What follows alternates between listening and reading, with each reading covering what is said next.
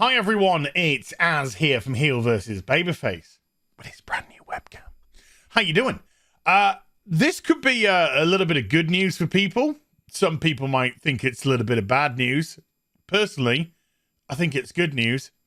But the planned reboot for Babylon 5, beloved Babylon 5, has been delayed due to the potential sale of the CW. Now, I've always been aware of Babylon 5, but when I was a kid, back in there, I always kind of thought of it as a poor man's, and this is without seeing it, so this is complete prejudice, as a poor man's Deep Space Nine, or I saw it as some sort of threat to Star Trek or fake Trek, and as you do when you're younger, you know, well, I was going to say when you're younger, and then I was going to go into tribalism, but let's just be honest, that kind of goes all the way through some people's lives. I just decided for whatever reason not to watch it. Last year, Gary and I, when we're doing the real BBC, buckled under immense amounts of peer pressure and actually decided to start watching Babylon 5. Now, I binged it up to season 3, I think episode 17. So I do have a little bit to go. And I think because I binged it so quickly, kind of burnt myself out a wee bit. So it is something that I will go back and finish. But I must confess, sure, it's dated nowadays, particularly with the sets and the CGI and all of that. But one thing that wasn't dated was the writing. The writing was excellent. And I really enjoyed the show. The first season was kind of standard formula. But when you learn the history of what happened to the main actor and all of this kind of stuff and how they had to change a lot of it for season 2 onwards, and it was really interesting and quite sad, but interesting. And the way that they wove him back into the storyline to finish his arc was really cool, was excellent with the Babylon 4 and all of that sort of stuff. But yeah, it was only not so long ago, let's say 6 to 8 months ago, I think, that we got the news that they were going to reboot the series on the CW. Now, Michael Straczynski says that he is going to have full creative control over it with a decent budget, good budget. And I'm just thinking to myself, I don't know, this kind of feels like naivety, particularly when you're talking about the CW and what budgets were seen from the CW, what level of writing, what level of seeming control or lack thereof over the various brands, franchises that happened to go up on there. And a lot of people were skeptical. Not in a particularly nasty way, but a lot of people were questioning Michael, saying, look, do you think this is a good thing? Now, Michael obviously was throwing his horse and cart behind it because this is a project for him. But when you have a show that is so beloved and you're rebooting it on a network that is known for its social justice, its wokeness, which has essentially destroyed the channel. You know, once upon a time, the CW had some great little shows on it. And then in the recent years, they decided, Pedowitz, what a name, who's the head of it, he decided that they wanted less men watching their product and more women watching their product. And they wanted to focus on social justice. And the funny aspect is the idiocy of it, thinking, oh yeah, women are into social justice and all women want to see is women act like bitches and scissor. And surprisingly enough, women turned off in their droves, because if you look at the demos, not very good at all. And you can just pick a random show. The demos are absolutely in the toilet. And shows which started off really strongly, like Arrow and Flash, for example, both of them started off strongly, just fell into the toilet and the muck. And then they just started producing muck, taking on Supergirl, Legends of Tomorrow, Batwoman, Black Lightning. It was just all garbage. Just all ended up being a sack of garbage, with more garbage to come. So this came through a few days ago. Much excitement was generated last year. I don't know, when news broke of a Babylon 5 reboot. However, it appears that the network's sale has caused a bump in the road. Unfortunately, it looks like Babylon 5 hasn't made the cut of pilots. They're going to do a pilot for Gotham Knights. They're going to do a pilot, which is going to also be a video game. They're going to do a pilot for Walker, Texas Ranger.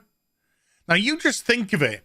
The CW would rather do a pilot of a prequel to a reboot of Walker, Texas Ranger than Babylon 5.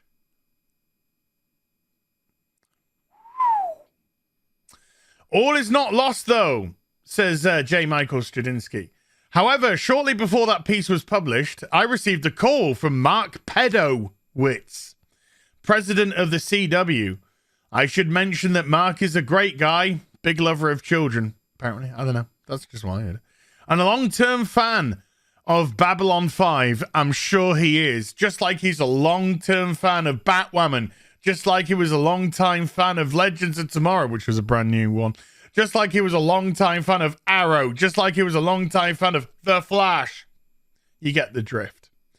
He worked for Warner's when the show was first airing and always made sure we got him copies of the episodes before they aired because he didn't want to wait to see what happened next. Okay, sure. Calling the pilot a damned fine script, he said that he was taking the highly unusual step of rolling the project and the pilot script into next year.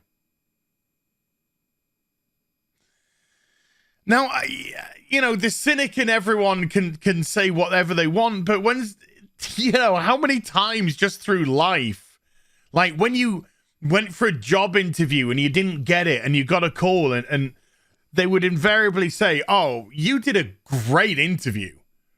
You did a great interview. Unfortunately, you didn't get the role this time. But you were fantastic. You were great. Don't give up. Keep looking. Blah, blah, blah. Who knows in the future? Yada, yada, yada. Michael, this script is great.